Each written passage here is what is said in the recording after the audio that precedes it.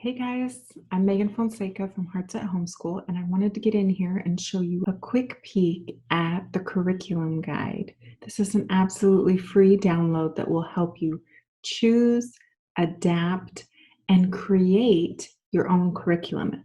So let me get in here, share my screen, and show you exactly how it works. This is the curriculum guide. Now it's going to show you how to create your very own curriculum from scratch if you wish to do it that way. The preparation part of it, where you choose your theme or unit of study, this can be done by your kids.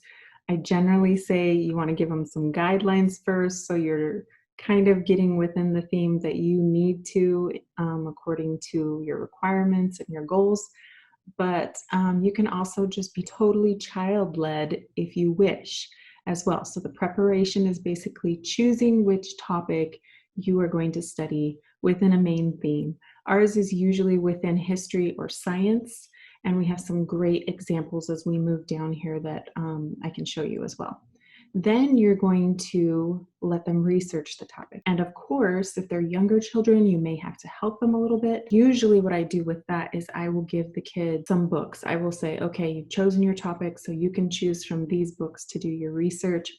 And then once they're able to use a computer on their own, I show them how to do research, how to find credible sources. They can also interview people if it's something that can be done with that kind of research for that topic. And then you're going to move into the assessment part. With assessment, you can actually put 3 and 4 together and they can create something to assess how they've learned this subject. Or it can be 2 separate parts, because assessment can be something like a test, but it could also be them making something to show you that they've really mastered the subject. But I always try for at least a main topic that we're covering to have the kids create something, because it helps them remember so much better. Even when it's something very memorization based like maps or math, I will have them create their own map, or I will have them create a pattern with math or something, so it really gets ingrained in their head and it creates a mastery. But you can also just choose a normal assessment.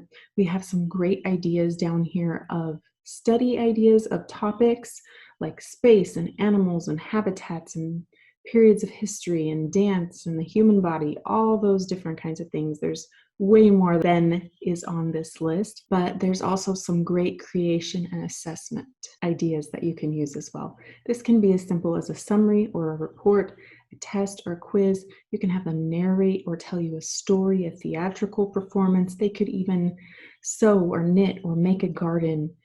There's so many ways they can show you what they have learned. We've even had kids create dances, songs, games, bake things, create works of art. There's all kinds of different ways. And that's how you do it if you're going to create basically your own curriculum from scratch. But you can also use those ideas to adjust a curriculum that you already have to work for you better, or to adapt it to a child that is maybe more hands-on. But some things that you want to keep in mind while you're adapting and choosing your curriculum is, number one, how involved are you going to be in the learning? How independent do you need the kids to be, so that when you're choosing your curriculum, you don't choose something that needs to be totally adult-led and your kid is going to need to learn it by themselves if you're working full-time.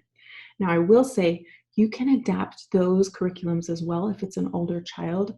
I have had some kids that have been really interested in the subject, so I get the curriculum even though it's adult-led, and they teach themselves the subject because I've been working full-time or something like that. I try not to do that unless it has some kind of testing that goes along with it, so we can be very sure that they're mastering the subject.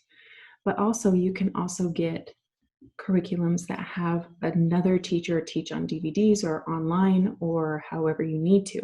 But just be sure that you're aware when you're buying a curriculum how involved you're going to need to be before you get the curriculum and how involved you want to be. Then, of course, you're going to want to look at your learning style of your child. Some kids are more hands-on, some are more audio-visual. There's all kinds of different ways of learning. Most kids, when they're young, prefer to be hands-on. But some kids will prefer to learn the whole subject kind of audio visual and then do something hands-on. But some kids have a really hard time with that and they need to learn as they go while they're doing something. So most likely you have already figured out how your child learns because you've seen them interact with playing and things like that. You know how they figure things out. But if you're not sure, then start with something hands-on and then see how much you can go towards lecture and how much you can go towards memorization before they totally lose interest and totally space out on you. But it's always best if you try a few things like borrow a curriculum or use one from the library, or see if you can get a trial period before you invest in that full curriculum and you find out that it's not going to work for your child. And then, of course, you're also going to want to look at your goal alignment. Ideally, before you start school, you have already looked and made some goals with your family and with your child on what they want to learn, what they want to reach, of course, requirements for that year of what they need to learn, but you're going to want to make sure that those curriculums are going to get you to those goals.